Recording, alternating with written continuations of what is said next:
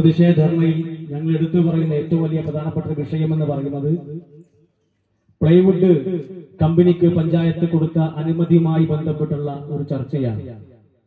കഴിഞ്ഞ കുറെ ദിവസങ്ങളായി തച്ചനാട്ടുകര പഞ്ചായത്തിനകത്ത് ഏറ്റവും കൂടുതൽ ചർച്ച ചെയ്യപ്പെട്ട ഒരു വിഷയം ഏതാണെന്ന് ചോദിച്ചാൽ അത് ഈ പഞ്ചായത്തിനകത്തെ 4-ാം വാർഡിൽ നന്നങ്ങാടിക്കുന്ന് എന്ന് പേരുള്ള നമ്മൾ കരിമ്പന കോളനി എന്ന് വിളിക്കുന്ന പ്രദേശത്ത് വരാൻ വേണ്ടി പോകുന്ന Cisco fly India private limited company എന്ന പേരിൽ ഒരു പ്ലൈവുഡ് കമ്പനിക്ക് പഞ്ചായത്ത് അനുമതി കൊടുത്തതുമായി ബന്ധപ്പെട്ട ചർച്ചകളാണ്. ഇതിന്റെ നാൾവഴികൾ കഴിഞ്ഞ കുറച്ച് ദിവസങ്ങൾക്ക് മുമ്പ് പഞ്ചായത്ത് പ്രസിഡന്റ് സോഷ്യൽ മീഡിയയിൽ വന്നുകൊണ്ട് എന്തൊക്കെയോ വിളിച്ചു പറയുന്നത് കേട്ടു. വലിയ വെല്ലുവിളിയൊക്കെ നടത്തുന്നത് കേട്ടു. ഈ സമര സമിതിയുടെ ആളുകൾക്ക് നിങ്ങൾ രാഷ്ട്രീയ പ്രേരിതമാണ്, എന്റെ കൈകൾ ശുദ്ധമാണ്, എനിക്ക് ഒരു തെല്ലും ഇതിൽ ആശങ്കയില്ല എന്ന രൂപത്തിൽ പഞ്ചായത്ത് പ്രസിഡന്റ് സോഷ്യൽ മീഡിയയിലൊക്കെ വന്ന് പുലമ്പുന്നത് കണ്ടു. അതിന് കൃത്യമായി അതിന്റെ നാൾവഴികൾ ജനങ്ങൾക്ക് മുമ്പിൽ ബോധ്യപ്പെടുത്തുന്നതിന് വേണ്ടി കൂടിയാണ് ഇന്ന് ഇവിടെ പ്രതിഷേധർണ സംഘടിപ്പിച്ചിട്ടുള്ളത്. ഈ നന്നങ്ങാടിക്കുന്ന് പ്രദേശത്ത് സിസ്കോ എന്ന് പറയുന്ന കമ്പനി 2 ഏക്കർ ഭൂമി കഴിഞ്ഞ 2024 മാർച്ച് മാസത്തിൽ വാങ്ങുകയാണ്. ചെറിയ വിലക്ക് വാങ്ങി അത് ഈ നാട്ടിലെ ഒരു വിദ്വാൻ വലിയ വിലക്ക് ഈ കമ്പനിക്ക് പെരുമ്പാവൂരിലുള്ള ഈ കമ്പനിക്ക് വലിയ രൂപത്തിലുള്ള പണത്തിന് വിൽക്കുകയാണ്. സ്വാഭാവികമായിട്ട് ഒരു കമ്പനി തുടങ്ങുമ്പോ ഏത് കമ്പനി ആയാലും ഒരു 100-ലധികം തൊഴിലാളികൾ പണിയെടുക്കുന്ന ഒരു കമ്പനി തുടങ്ങുമ്പോ ആദ്യമായി അവർ അന്വേഷിക്കുക ഈ കമ്പനി ഇവിടെ നടന്നു പോകുന്നതിൽ ഇവിടുത്തെ പ്രദേശവാസികൾക്ക് എന്തെങ്കിലും തരത്തിലുള്ള ആക്ഷേപങ്ങളുണ്ടോ എന്ന് പരിശോധിക്കാൻ ആ കമ്പനി തയ്യാറാകേണ്ടിയിരുന്നു.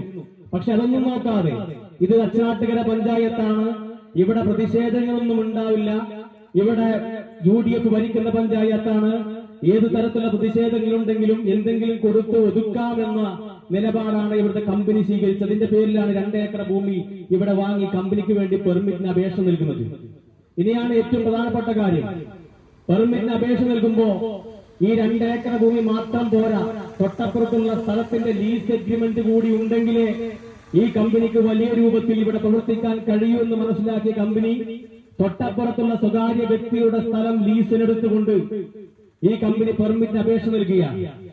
ആ സമയത്താണ് ആ പ്രദേശവാസികൾ പഞ്ചായത്തിൽ പരാതി കൊടുക്കുന്നത്, ഈ തൊട്ടപ്പുറത്തുള്ള സ്വകാര്യ വ്യക്തി ഈ കമ്പനിക്ക് ലീസ് എഗ്രിമെന്റ് നൽകിയിട്ടില്ല, വ്യാജമാണ് ലീസ് എഗ്രിമെന്റ് എന്ന് ഇവിടുത്തെ നന്നങ്ങാടിക്കുന്നിലെ പ്രദേശവാസികൾ പഞ്ചായത്തിനെ ബോധ്യപ്പെടുത്തുകയാണ്. അങ്ങനെ പഞ്ചായത്ത് പരിശോധിച്ചപ്പോ ആ വ്യക്തി കൃത്യമായി പഞ്ചായത്തിൽ പരാതിപ്പെട്ടു, എന്റെ ഒപ്പല്ല എഗ്രിമെന്റിൽ ഇട്ടിട്ടുള്ളത്, ഇത് വ്യാജ എഗ്രിമെന്റ് ആണ്, ഞാൻ കൊടുത്ത ലീസ് എഗ്രിമെന്റ് അല്ല ഇതെന്ന് ആ സ്വകാര്യ വ്യക്തി പഞ്ചായത്തിൽ വന്ന് പറഞ്ഞപ്പോ പഞ്ചായത്ത് പരിശോധിച്ചു. ആ കള്ളത്തരം കയ്യോടെ പിടികൂടി വ്യാജമാണെന്ന് കയ്യോടെ പിടികൂടുക മാത്രമല്ല കമ്പനി അത് സമ്മതിക്കുകയും ചെയ്തു. പഞ്ചായത്തിന്റെ നടപടി സ്വീകരിച്ചു.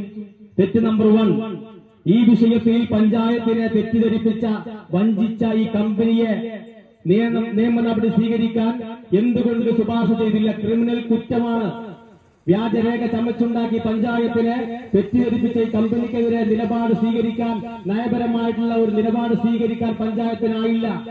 കയ്യോടെ തെറ്റി പിടികൂടിയപ്പോ അവർ പറഞ്ഞു, നിങ്ങൾ വേറെ പെർമിറ്റ് കൊണ്ടുപോവാ. അതല്ലല്ലോ ചെയ്യേണ്ടത്. ആ കമ്പനിക്കെതിരെ ക്രിമിനൽ നടപടി സ്വീകരിക്കാൻ പോലീസിനോട് ശുപാർശ ചെയ്യണമായിരുന്നു.